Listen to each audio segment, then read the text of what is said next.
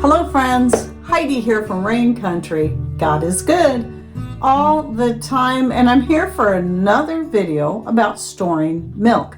Now, my most recent video I did was I went over some tips on freezing milk, and I'll link to that in the description box down below, as well as a video I've done on how to use dairy powders, because I store various different types of dairy powders. So you'll be able to find links to both of those in the description box down below. So there's three main ways that you can put up milk, whether it be something that you purchase, as in milk powder, or boxed or canned milk like I'm showing right here, or you do it yourself. You can the milk, you dehydrate the milk yourself. That's the other video I'm going to link you to, is the one on dehydrating milk, because I've also done that myself. And yes, it was whole milk, because I'll only ever put up whole milk, never that non-fat or low-fat stuff. So let's first start with the dairy powder. So dehydrating your own milk is actually quite easy when you're talking whole milk. Now, when you start getting into the heavy cream, it doesn't work quite so well because it is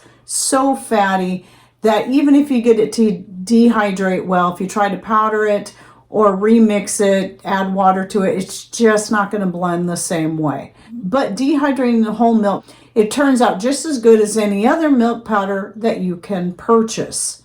Better if they're comparing the whole milk to the non-fat garbage. And one of the other things I wanted to cover in each method of putting up milk are the pros and cons.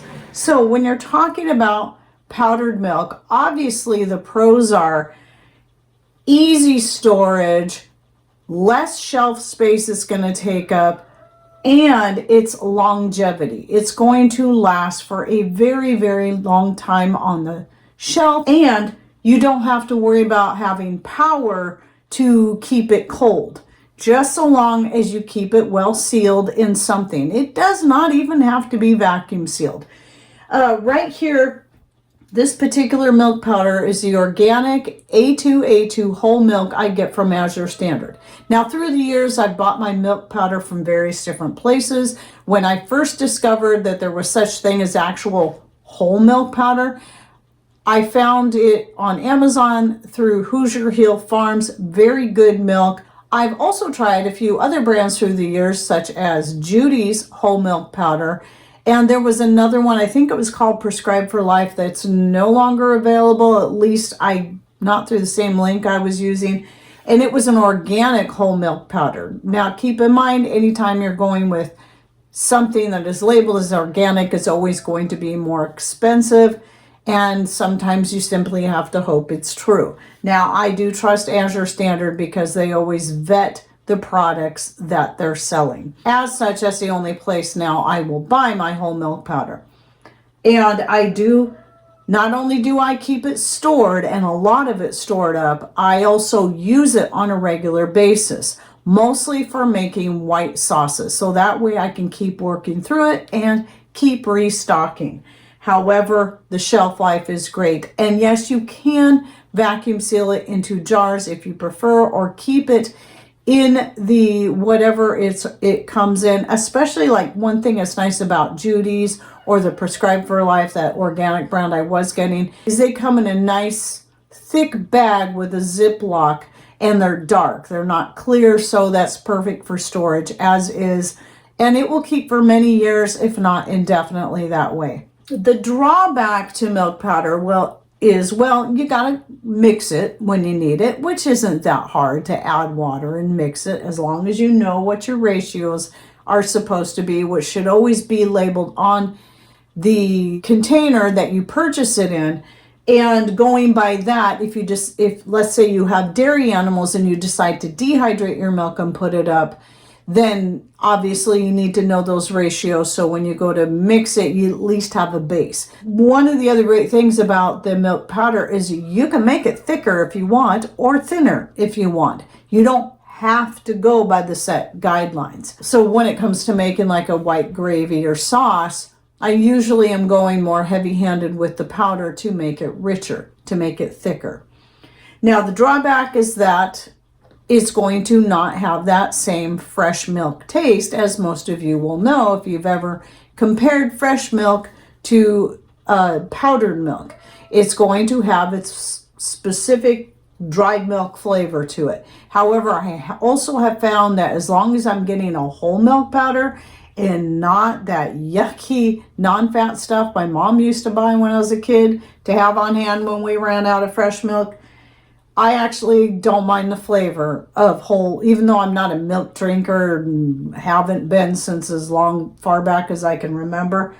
I can definitely say I prefer the flavor of the whole milk powder far over the non-fat. That's the only main drawback, is if you really don't like that flavor, no matter what brand you get, no matter how high the fat content is, you may not prefer that. So I'm not going to be one of these people or one of these AI bots that's going to tell you to run out and buy 150,000 pounds of milk powder, because if you and your family hate the taste, it's pointless. Always, always, if it's something new to you, start with a small amount, try it, work with it a little bit, and see if it's something that will be doable for you. So one of the things I do want to say, though, for certain, before I move on to the next one, is that a lot of people will get their milk powder from Walmart or something, and they're getting the stuff for babies. Well, if it's the Nido brand or maybe any other brand that is specifically targeted for small children and babies, you better be reading those ingredients, because from what I've seen in the ingredients, and I'll try to find them again and put a screenshot of them here, there's a lot of stuff in there that you shouldn't even be given to yourself, let alone to your babies and your children. You're better off paying a little bit more money and going with something that is nothing but milk powder, or buying whole milk and dehydrating it yourself. If you have a dehydrator and you have the right kind of trays, you got to have those little silicone trays with a lip on them. But it works great.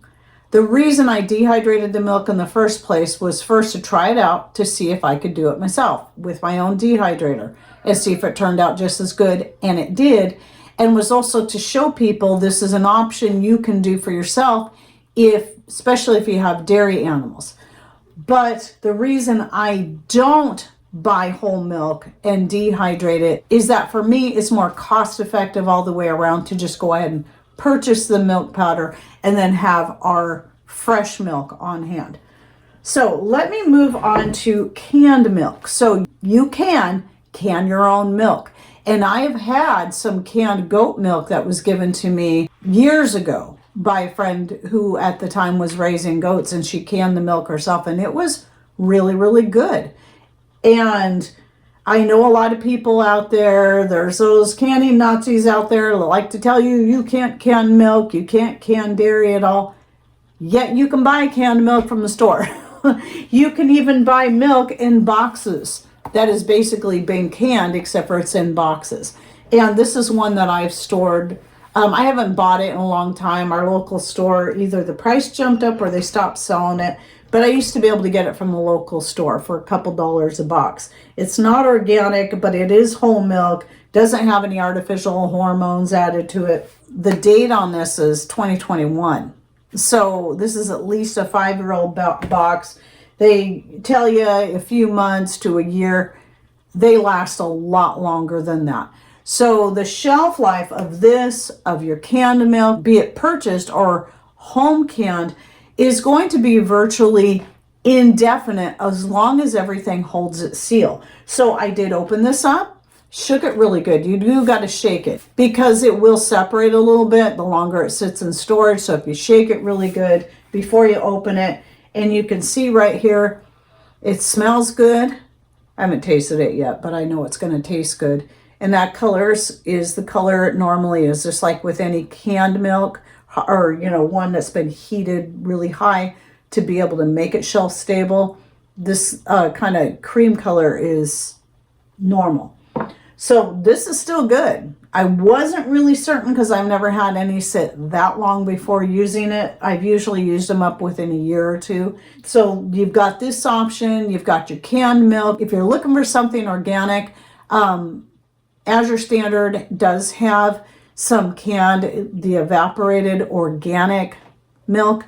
And I'm going to buy a few cans just to have it on hand and try some. And they also have the organic sweetened condensed milk that I did the same thing with. I've already bought some so I could have it on hand if I want to use it in a recipe. And I did open up a can and try it, and it's good. It's just like any other sweetened condensed milk, except it's organic. But here's the drawback to having a canned milk or one like this, because these all taste the same, be it evaporated milk you buy in a can, be it this Gosner milk you buy in a box, or this stuff you can yourself. It's all going to have that same canned milk taste. You may like that. I actually prefer it. If I'm going to have straight milk, I actually prefer the flavor of that over fresh milk. For some reason, I guess I'm a little weird that way, but then again, I was the kid that never drank milk. I'm sure I did when I was a baby, but not once I got old and to a certain age. I just didn't like it. So if you don't like that flavor, it might not be the best option for you, but it is another one of those that you do not have to freeze. You can keep it on a shelf. And so no concern about making sure you have the electricity to keep things running. So that's why these two methods can be good if you're looking at potential power outages and the like, and you don't have a backup source of power to keep freezers and refrigerators running. However, if you like to make pumpkin pies and whatnot, even your box milk or your home canned milks are great for that. In fact, the year that I got that jar of the home canned goat milk from that friend, I ended up using it to make pumpkin pie, and it tasted just as good as any other pumpkin pie I've made using a store-bought evaporated milk. And same thing with this one right here. So you can do that. Same thing. If it's not something you wouldn't want to pour into your cereal or use in any other way, it's still going to work great in pies. Now, the third method is the freezing of milk. And yes, you can freeze in jars if you take the right steps, as I covered in that video I'll be linking to down below.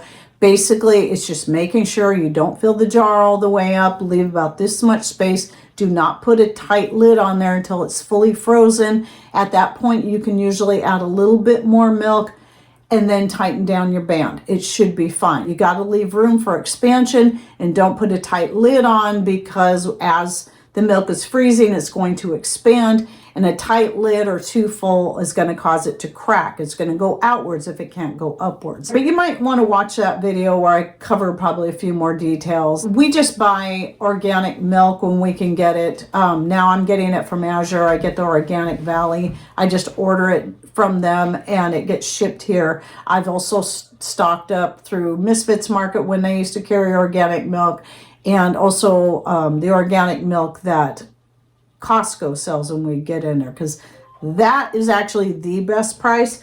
But the second best price I've been able to get is from Azure Standard when I buy a case of it. So that's what I'm doing right now. And then I just stick the cartons directly into the freezer, and I have a way of stacking them in there. So I've got enough to last us at least a couple of months. Now, the obvious drawback of freezing is that it relies on power to be able to keep it in a frozen form. However, if you have solar power to run your freezers, or you at least have a generator where you can keep it running, if you lose power, then it's still a really great method, especially if you prefer the flavor of fresh milk over the powdered or the canned. So for us, I do all three methods. I freeze it, I have the boxed or canned milk, and then I have the powdered milk. And the reason I wouldn't can the milk myself is the same reason I would not powder it myself, is simply because it's more cost effective for me to buy it and put it up rather than purchasing the milk having it delivered, and then going through all that as well. So you got to do the math for yourself. It's all going to depend on your area, the cost of milk in your area. Now, if I had dairy animals, I would definitely be dehydrating and canning it myself. I'd be doing both methods. But we don't have dairy animals, so I have to rely on purchasing the milk or bartering when I'm able. It doesn't always happen, and it's really hard around here to find reliable sources for milk, organic, grass-fed, local milk. It happens now and then. So don't forget, I'll be putting the links with more information in the description box down below. Even though I'm sure by this point, if there's any vegans in the room, they left a long time ago. I do have some vegan options, a video on that I'll also link to in the description box down below. Maybe you know someone who could benefit from having that video on the vegan options or dairy-free options. And any thoughts, ideas you would like to share. How do you put up your milk? What's your favorite way to do it? Do you do all three? Do you use them all in different ways? Please share with us in comments down below so we can all learn from you as well. And thanks for watching. Take care and God bless.